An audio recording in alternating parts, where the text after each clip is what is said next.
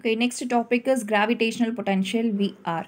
Okay, in the previous section that the gravitational field E vector depends only on the source mass which creates a field. We already saw. Okay, so it is a vector quantity and we can also define a scalar quantity called gravitational potential. Okay, which depends only on the source mass. Okay, and the gravitational potential at a distance r due to mass is defined as the amount of work required to bring unit mass from infinity to the distance r. So it is denoted as V of r.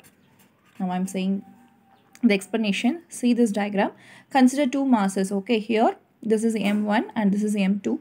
M1 is acting at the point P and the distance between the M1 and P is what? R.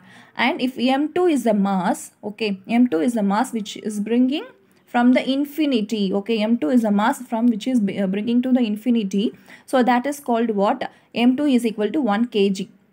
Okay, because due to mass m1 at a point which is at a distance r from m1 and m2 is equal to unity, that is m2 is equal to 1 kg. So there's a gravitational potential V of r is equal to, due to mass m1 at a distance r is, we can write V of r is equal to minus g m1 by r. Okay, so gravitational field and gravitational force are vector quantities, whereas the gravitational potential and gravitational potential energy are scalar quantities. Okay, be clear, gravitational field and gravitational force are vector quantity and gravitational potential and gravitational potential energy are scalar quantity. Okay, gravitation. In the gravitation concept, just we saw only the four formulas. Okay, this F vector, U, V and E vector. So these four formulas are very important. You have to.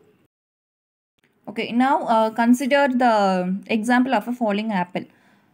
Okay, apple falling from here. This is a force picture and this is a potential picture. Okay, so apple is falling from here. When the apple is falling from here, that is falling from the space to the earth. Okay, so in the space the gravitational potential is higher and it reaches above the earth surface, means the gravitational potential will be get low. Okay, so the gravitational potential V of r at a point h from the surface of the earth is given by V of r is equal to r plus h, because this is the distance r and this is the height h, so we are writing r plus h.